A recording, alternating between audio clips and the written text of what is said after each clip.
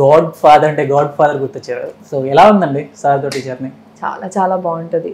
సార్తో నేను సార్ నాకు ఆపర్చునిటీ ఇచ్చినప్పటి నుంచి ఇప్పుడు వరకు కూడా నాకు తెలిసి చిరంజీవి గారు అంటేనే ఒక హైప్.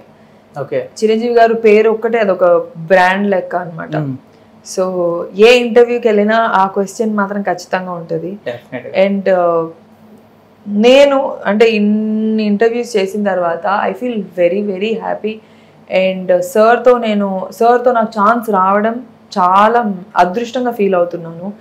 అండ్ నేను ఎవరితో చేస్తున్నా అంటే ఏ యాక్టర్తో ఏ పెద్ద యాక్టర్తో చేస్తున్నా ఎంత హైప్ ఉండేది కాదేమో. చిరంజీవి గారితో చేసినంత ఏదైతే గుర్తిస్తారో ఆడియన్స్, లేకపోతే ఏదైతే అడుగుతారో మీడియా, ఐ థింక్ చిరంజీవి గారు has that brand name. God father movie release అయిపోయిన తర్వాత మీ గురించి చాలామంది బెస్ట్ కాంప్లిమెంట్ ఇచ్చారు. చాలా బాగా చేసింది, పర్ఫార్మెన్స్ అయితే తీసింది అని చెప్పి చాలామంది చెప్పారు. మూవీ అయిపోయిన తర్వాత ఎప్పుడైనా సరే చిరంజీవి గారు కాల్ చేసి బాగా చేసావమ్మా, లేదు అని అంటే వేరే ఏదైనా మూవీలో ఆపర్చునిటీ ఇప్పించడం లాంటి ఏదైనా ఎప్పుడైనా సపోర్ట్ చేశారండి? సార్ మూవీ చేస్తున్నప్పుడే సాంగ్ ఆపర్చునిటీ ఇచ్చారు. నువ్వు నీ ప్రొఫైల్ని కాపాడుకో, ఏది పడితే అది చేయొద్దు, మంచి ఆపర్చునిటీస్ మంచి మూవీస్ మాత్రమే చెయ్యి, ఫర్దర్గా I will give you an opportunity to dance with me అని చెప్పారు. So I'm waiting for the day where he calls me. నేను సార్కి ఎప్పుడు కాల్ చేయను. I never want to intrude sir's privacy or I want sir to be very happy. సార్కి award వచ్చినప్పుడు కూడా నేను ఎప్పుడు ఫోన్ చేసి, అంటే సార్కి 1000 మంది ఫోన్ చేస్తారు, అందులో I will be just another person. I'm very happy దూరం నుంచి. అవార్డు వచ్చిన తర్వాత ఎప్పుడు డిస్టర్బ్ చేయలేదు సార్, కలవలేదు ఎప్పుడు? లేదు. ఓకే, అండ్ నాగ్ సార్ ఎలా ఉంటుందండి? చాలా బాగుంటుంది Nag sir. I really like sir.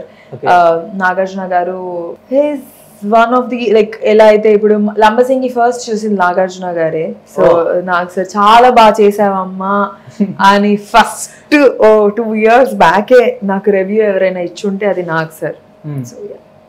So ఎప్పుడన్నా నాగ్ సార్ సినిమాలు చేసే అవకాశం ఉందా నెక్స్ట్? ఎప్పుడన్నా? ఇంకా ఇప్పటి వరకు రాలేదు, బట్ ఖచ్చితంగా రావాలని కోరుకుంటున్నాను.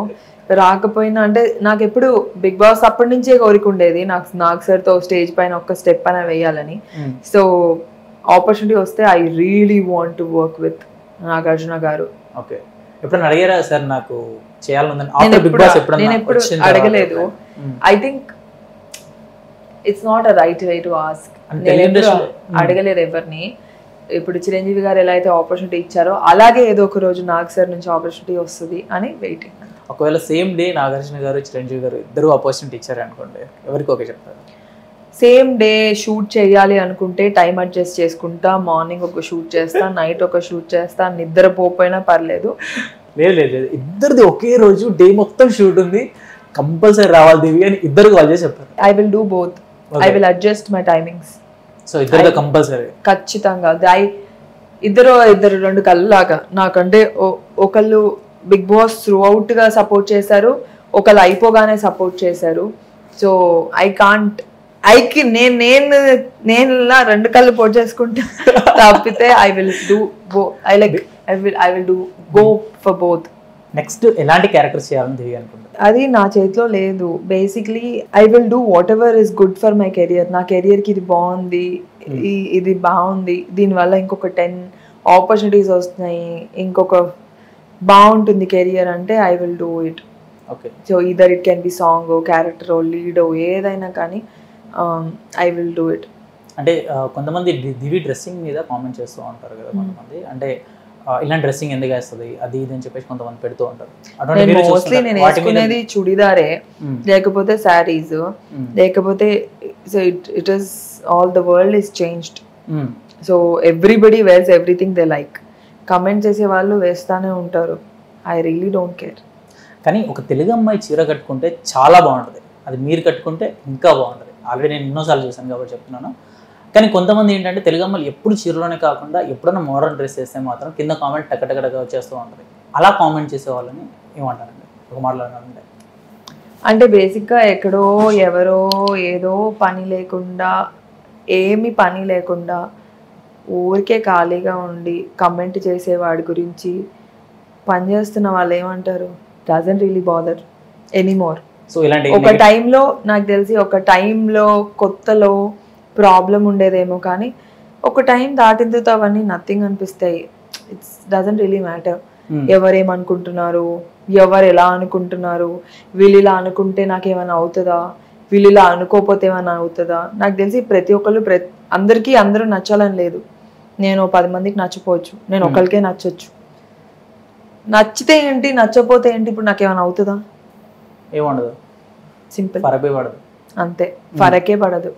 Until our life is good, until నా కాళ్ళు చేతులు ఉన్నంత వరకు, నేను కష్టపడి పని చేసినంత వరకు నాకు అసలు ఎవరితో ఏది ఫరక్ పడదు. ఓకే, నాకే కాదు ఎవరికి ఫరక్ పడొద్దు.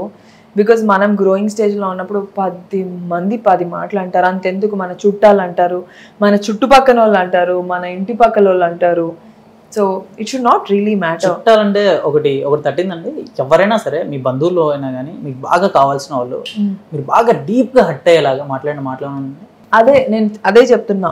మనం కెరియర్లో ఎదగనంత వరకు, మనకి ఏది రూట్ లేనప్పుడు వరకు, ఈ అమ్మాయి పెళ్లి చేసుకోవట్లేదు, ఈ అమ్మాయి పెళ్లి చేసుకోవట్లేదు, అమ్మాయిలు అంటే తొందర పెళ్లి చేసుకోవాలా, అమ్మాయిలు అంటే we have our own lifes కదా, we have our own career కదా. ఎప్పుడు పెళ్లి చేసుకోవాలో అది పేరెంట్స్ డిసైడ్ చేస్తారు, of course, but we also have a right on our selves. సో పక్కన వాళ్ళు, చుట్టాలు, ఇంకెవరో అనుకుంటున్నారని, వాళ్ళు ప్రెషర్ పెడుతున్నారని మనం ఏదైనా కంగారు పడితే మన లైఫ్ మనమే గోతో వేసుకుంటున్నట్టు. బట్ నాకు తెలిసి అలా అనేవాళ్ళు ఉంటారు. అవన్నీ దాటుకుంటూ వచ్చిన తర్వాత, మనం బాగా సెట్ అయిన తర్వాత అలా అన్న వాళ్ళే మారిపోతారు. సో పట్టించుకోవాల్సిన అవసరం లేదు, ఎవరేమన్నా సరే హ్యాపీగా మనం పని చేసుకుంటూ మనం వెళ్ళిపోవాలి. ఎవరికైనా ఇది యాక్టర్స్కే కాదు, ఇది బయట ఎవరికైనా సరే, పక్కింటోళ్ళు, ఎదురింటోళ్ళు, చుట్టాలు, వీళ్ళు వాళ్ళు ఏమనుకున్నా పర్లేదు, అస్సలు ప్రాబ్లమే లేదు. 100 అనుకున్నా తప్పే లేదు. మనం కరెక్ట్గా ఉన్నంత వరకు, మనం కెరియర్లో ఫోకస్ చేసినంత వరకు, మనకి వర్కౌట్ అవ్వకపోయినా పర్లేదు, మనకు ఆ ప్యాషన్ ఉండాలి, నేను చెయ్యాలి అన్నంత అది ఉండాలి. You know the zeal to work, the zeal, the energy ఉండాలి. నేను ఖచ్చితంగా చేస్తానని మనకంటూ ఒక నమ్మకం ఉంటే చాలు. పక్కన 100 మంది 1000 మంది డిస్కరేజ్ చేసినా పర్లేదు. I really feel once you accomplish what ever you want to accomplish కదా, వాళ్ళే ఎవరైతే వీళ్ళు చేయలే వాళ్ళు చేయలే అన్నారో, వాళ్ళు మా చుట్టాలు, వాళ్ళు మా పక్కింట్లో ఉంటారు, ఇది దట్ ఈస్ చాలా బాగా వస్తుంది. తర్వాత అంటే ఎప్పుడైతే మనకు ఫేమ్ వస్తుందో ఆ తర్వాత ఇవన్నీ వస్తారు.